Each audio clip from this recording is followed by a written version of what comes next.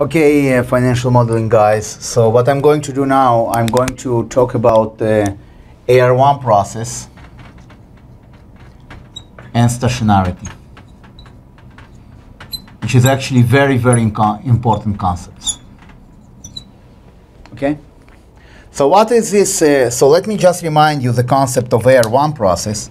So Ar1 process, okay, is a process where RT, okay, equals to gamma to alpha plus gamma RT minus 1 plus epsilon t. Okay? And epsilon t, as usual, right, is actually normally distributed with a certain volatility. Okay?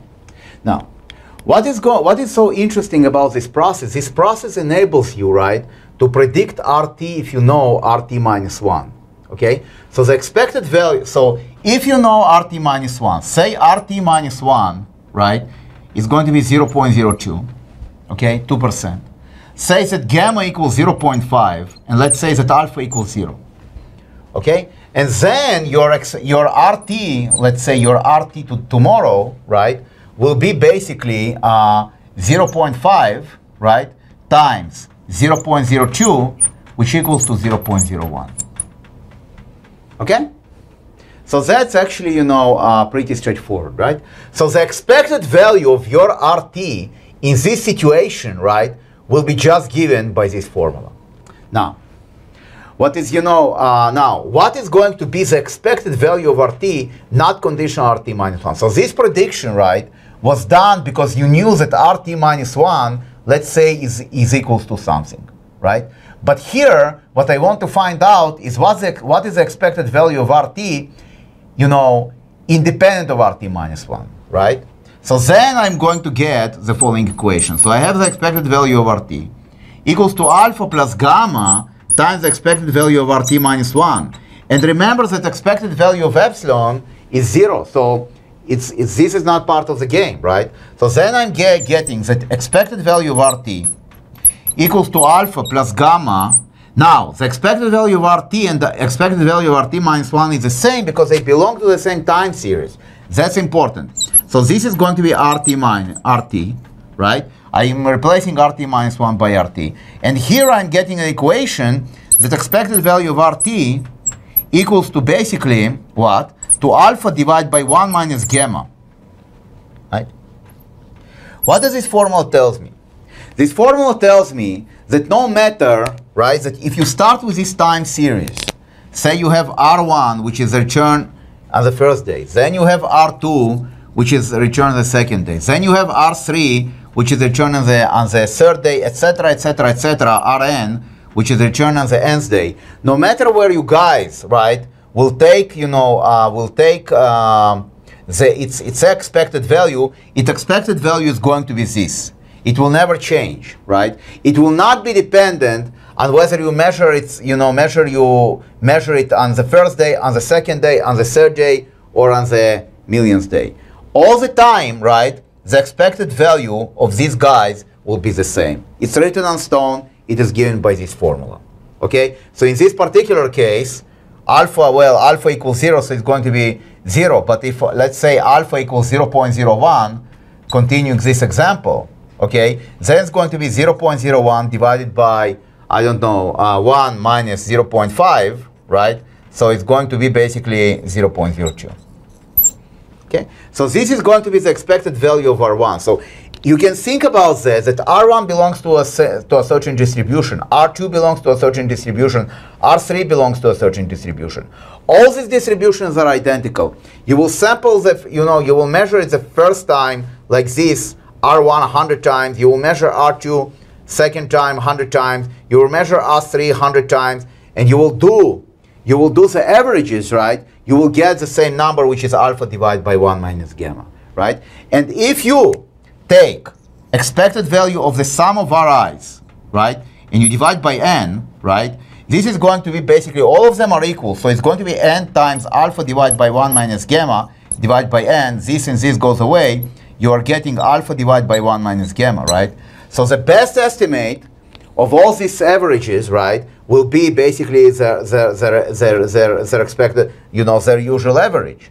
Okay, and so it means that if you, let's say, on 100 day, you take the average of 100 days before, and you are moving to 200, and you are taking the 200 days averages, all of these averages will be the same. They will be equal to alpha divided by 1 minus gamma. Okay, so this concept, okay, of a distribution, which is, whose average doesn't depending on time. Now, what about volatility? Well, volatility, we can play the same game, right? So then, the variance of RT basically equals to gamma times variance of RT, gamma squared times variance of RT, plus sigma epsilon squared. Remember, once again, right, as usual, that covariance of RT minus 1, we always assume that covariance of RT minus 1 and epsilon equals to 0. Okay? So if you have something like that, from here, you're actually getting that variance of RT, right, equals to sigma epsilon square divided by 1 minus gamma square. So the variance of RT also doesn't change, right, during, it doesn't change with time. So if you measure the variance after 100 days, and if you measure the variance after 200 days, it will always be the same. Okay? So that's kind of, now, that's kind of the crux of this matter. Now, it actually points to a very interesting phenomenon. The phenomenon is the following, right? The distribution of RT doesn't depend on time, right? No matter, these time series returns, be it equity returns, be it volatility returns, which are actually, measured in this situation, they do not depend on time. No matter what you guys are doing, right, it will always give you the same parameters. Right? The volatility the variance is going to be always this, and the expected value is going to be always this. Because RT, right, if epsilon t is normally distributed and RT minus 1 is normally distributed, RT is actually going to be fixed by those two, and the distribution of RT, right, will be in time independent.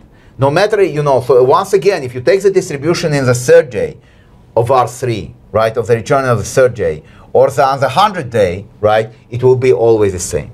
Okay? So these kind of processes in finance and in statistics are called stationary. Okay? These are the only processes on which you can, for example, run regressions, right? Because think about regressions. Say you have, two time series, F1 and F2. Okay? And think about, the beta in regression, which is basically covariance of F1, F2 divided by the variance of F1. Right.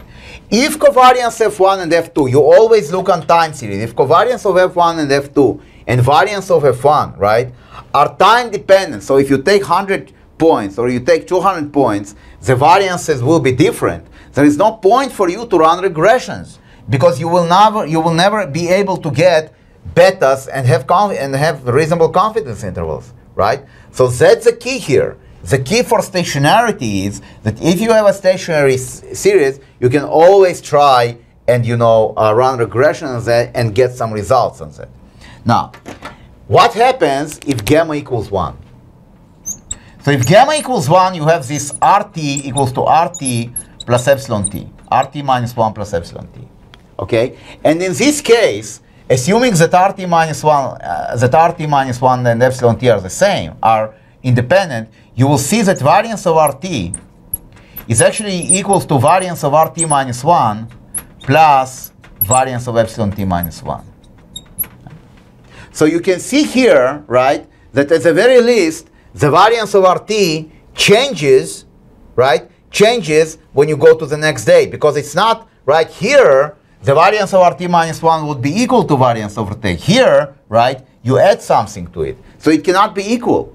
Okay? So in this particular case, this is what we call a non-stationary process. It's a non-stationary process because right, because the variance changes. For example, the expected value is not going to change, right? Because the expected value of RT equals to expected value of RT minus 1 plus expected value of epsilon. But because epsilon, the expected value of epsilon is 0, you can see that expected value of RT equals to the expected value of RT minus 1. Okay? So a key assumption that we're making, okay, in finance, right, that our returns, right, are stationary. Returns are stationary. Here, right, what you are going to see here, right, it's accumulation of returns. So R2 equals to R1 plus something, then R3 equals to R2 plus something, and every time the variance actually increases and increases and increases. So the variance changes, the expected value is not. However, because our distribution is a normal distribution and it depends on the variance, it changes, right? So probability, the variance will be higher, higher, and higher. And then, after a while, it will be so big that you will not be able to predict anything. Okay? So this is actually, if we have a non-stationary time series, it's actually very destructive to finance because we cannot run regressions, we cannot do anything, right? So the basic assumption that we're making in finance, right, the returns are stationary. In other words, the distribution of returns doesn't depend. The distribution of returns doesn't depend on time, right? And this is a problematic assumption because you have a lot of things going on, right? You had the financial crisis in 2008. You had the time, you have the Federal Reserve going down, taking interest rate down. To say that nothing changes our, returns, let's say, of equities or of fixed income, right, is actually somewhat problematic. But that, but this is like the cornerstone of basically of assumptions in finance and assumptions in risk management. That returns are stationary. That's why we're justified to run all these regressions. Okay?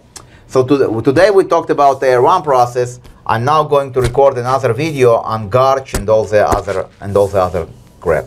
Okay? So that's okay. I think you can swallow it. All right?